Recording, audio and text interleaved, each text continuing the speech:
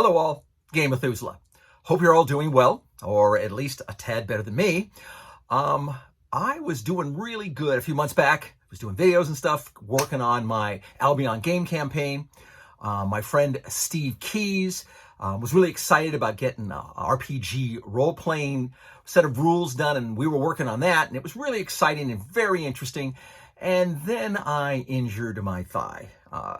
Kind of seriously laid me up in bed for the last few months. I lost a lot of weight. A few weeks ago, I thought I was going to get up feeling better and do a video for you guys. And as I was shaving, I kind of realized I looked like a skeleton. I thought it might be better to put some more weight back on and look more ghoul, if not at least zombie health-wise. So there's where I'm at now. And I decided that I would get up and get a video done and kind of give you a Whitman sampler of what I'm hoping to do over the next few months in videos and the like. Now, being laid up has, of course, put all my other things sort of back a few. So I've got lots of work around the house and the usual honeydew stuff to take care of as well. So this works at whatever pace we can. But pleasantly enough, my working partner, Steve Key, has powered through with a lot of things for our RPG system. And I'm really excited about it. As we were getting the rules working really well, I was really happy with it and thought we had got to a point where really we should start looking at how to do the Kickstarter, maybe get some artists, maybe reach out to some friends that I know who are in the industry who can maybe give me some tips on the Kickstarter or the like, and make sure I don't make as many stumbles. Because as I told my friend Steve, having written a set of rules back in the Dark Ages, there's a lot of things that can go wrong. And coming up with a rule system that's very unique, really cool, and very interesting, and very different is usually the veil of tears. I mean, just because it's really interesting doesn't mean it's going to be necessarily popular. But fortuitously for us now with Kickstarter, you can put out the information and get people to sort of help support it, get it up on its feet, get it running and the like. And I think we're kind of at that point, assuming there's enough people out there with the interest to get it kickstarted. Of course, wanting to kind of sweeten that pot and get it up there, and because Steve's enthusiasm in getting these rules written really got me inspired to do the Albion campaign. So I've just been pouring stuff into that. I'm really excited also for you guys getting into 4th edition. I'm happy to see, if you guys are unaware, Matt Colville has done a whole series of 4th edition videos, basically on Fantasy Grounds, showing you how 4th edition goes. And since you know I love 4th edition, and Matt loves 4th edition, and a lot of people do, though it was really hated, it's nice to see a game system that I enjoy coming back. So that's kind of part of what I want to go over, what I'm going to be discussing hopefully in the next few months of videos, all time withstanding. One, of course, is going to be the Albion rules and the campaign and the new RPG that I think is going to be really interesting. I thought I might give you a little bit of a spoiler.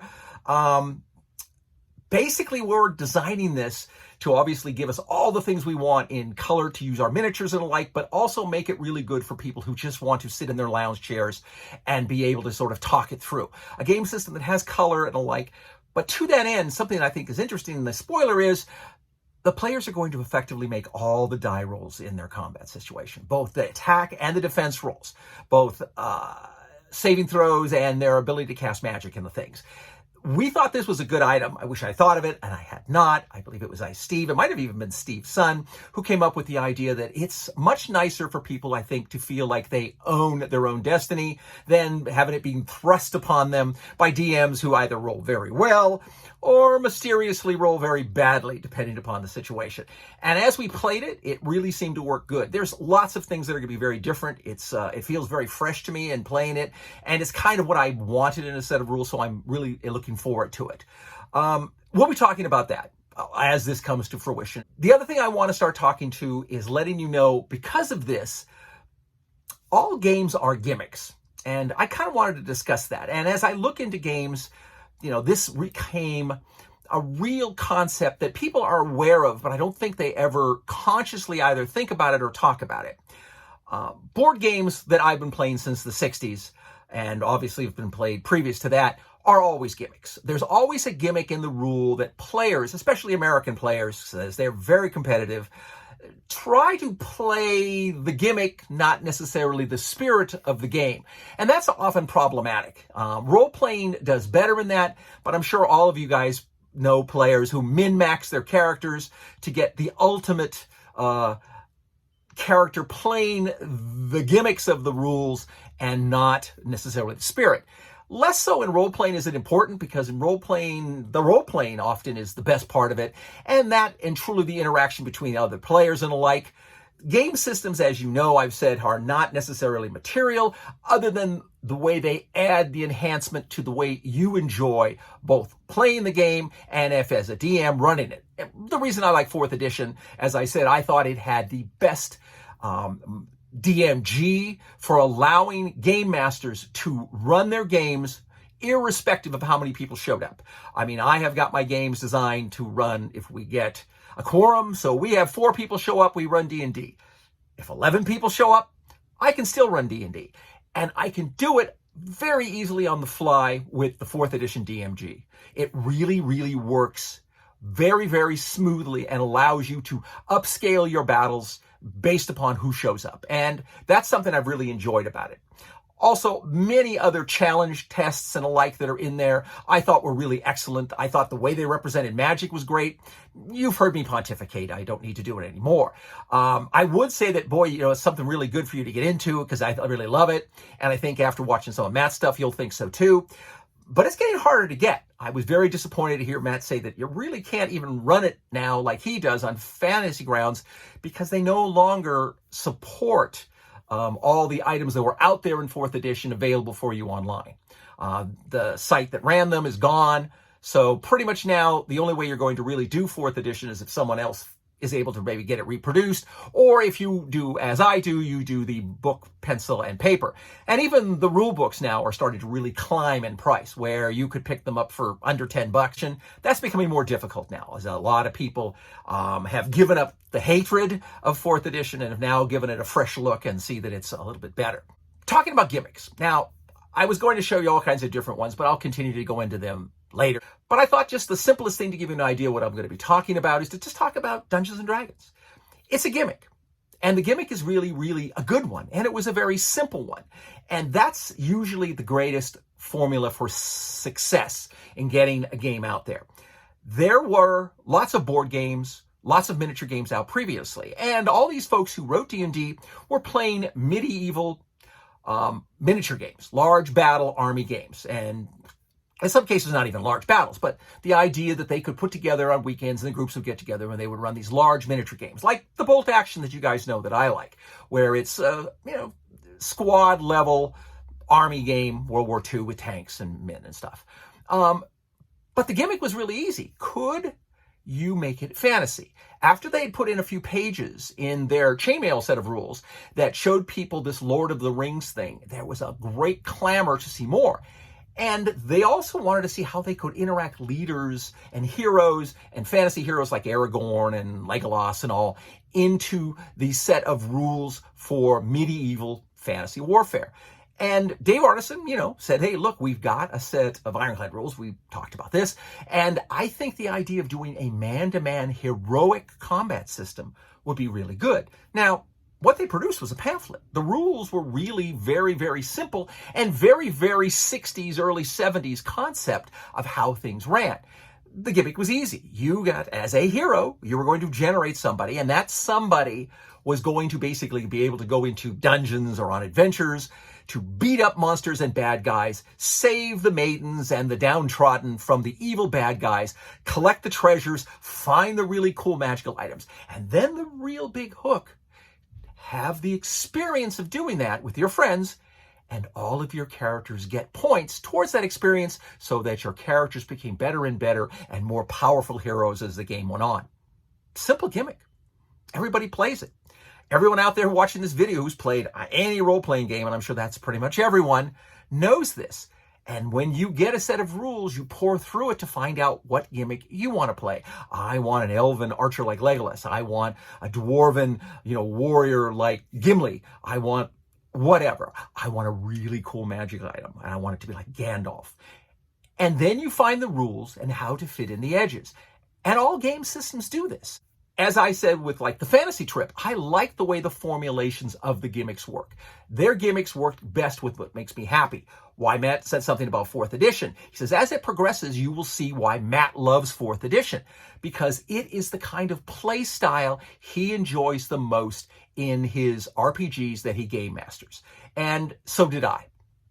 And that's why it was really appealing. Now, there are many other game systems out there I like equally as much. Some of them I might like even more, and we may discuss that as we go on. But that's going to be a conversation on what I'm going to be talking about in the next couple of months, I'm sure, until we get the Kickstarter up and about, and then I'm sure it's going to be ad nauseum talking about that. The next thing I want to talk to about these gimmick games is which ones I think you should own.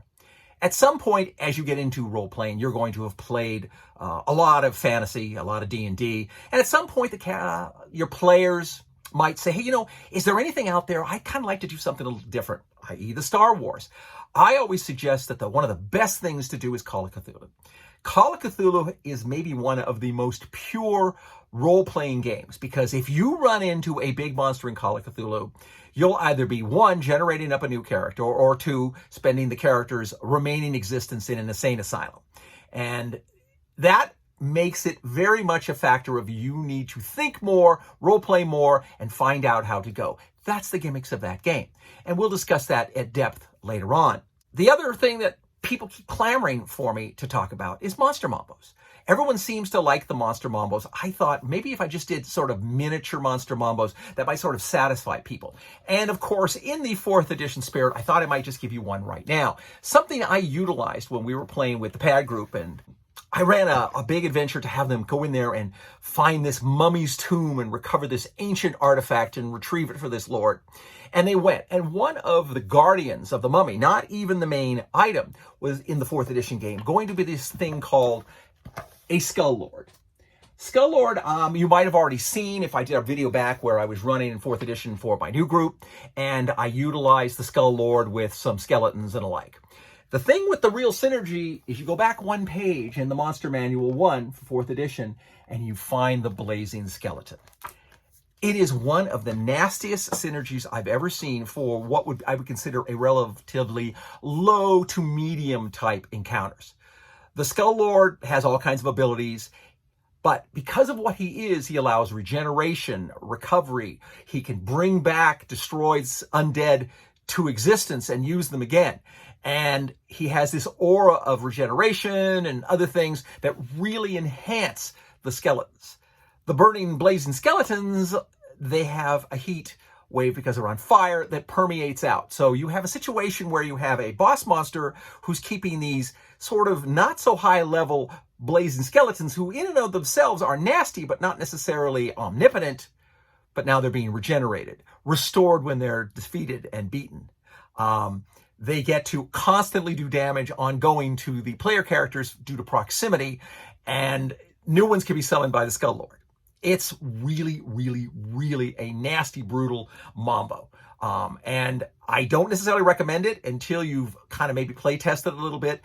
It fights substantially higher than level. So you can have a very, very big, rude surprise. And if you set the room up in a situation where, the characters have a limited amount of mobility and are confined in a fixed space, the blazing skeletons become much nastier because they can get close enough so that you can't get out of their aura of burning fire, and that the Skull Lord can stay in the aura that allows them to regenerate.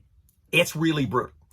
Fortuitously, when I ran it, the group I was running with, the pad group, experienced people, finally Craig stopped after 10 or 15 rounds of battle, said, we're not going to beat these guys. We have to do an orderly withdrawal, which they did brilliantly. And I really like to see that growth in character, player development, understanding the gimmicks, as it were, of the game, and understanding when you are in over your head, and not making it so the game master, like myself, has to sort of either fudge to get you out of it or wipe you out. And neither of those are really palatable to me, so it's good to see the growth. The last thing I'll likely be talking about, like I'm always talking about, is miniatures, maybe that and cat adoption or something. I'm hoping maybe I can do some more giveaways. I've been doing some on my Patreon page. Unfortunately, since my injury, I haven't painted a thing, which is heartbreaking. But we're back now. This is where we're going. I'll start talking to you about various games I think you should own. One I think you should look at right now to maybe get it, because I think you can still get it cheap and maybe before it gets talked about, is Dragon Quest. The second edition Dragon Quest hardbound book is more likely best, but you can get anything else. First edition's fine. You'll more likely want the second edition. There were some upgrades that made it good, but Dragon Quest is a really excellent gimmick role-playing game. I really enjoy it. I enjoyed it when it first came out. I thought it was one of the best systems when it first was released, and I sort of arm-twisted everybody into playing it, and many of them fell in love with it. The second thing is it holds up well. And it plays somewhat differently than a lot of other games. I think you'll enjoy it. Since you can get a copy more than likely on eBay if you look around, really cheap, I would suggest you do that. Don Hawthorne, who's run this for years and loves it, it's his favorite system, he bought up, I don't know, a dozen player handbooks. So the idea that when you went to join his group in playing Dragon Quest, he'd give you a player's handbook. Steve Key does the same thing with 4th edition. He bought, when they were $3, player's handbooks back from 4th edition. He would buy a dozen of them or more and had tons of these, so that again, when you came and joined his group, since it was going to be hard for you to find the group, here's your player's handbook. And that makes the game really nice. Now, I'm glad to be back. I've got lots to do. I still want to try to finish up my Bolt Action Summer a little bit, but the focus is now sort of switching into these things that I want to start talking about. Most of it, of course, is going to be the Kickstarter as it goes forward. Hopefully there'll be enough people involved in it that we can actually pursue into manufacturing and producing the product, because I am actually very proud and very excited about it. So until I have a chance to speak with you again, everyone get out there and game as much as you can, even if you have to wear your slave muzzles. And fight me, devils, fight, for I hate peace. Have a good time gaming, and game on. Bye-bye.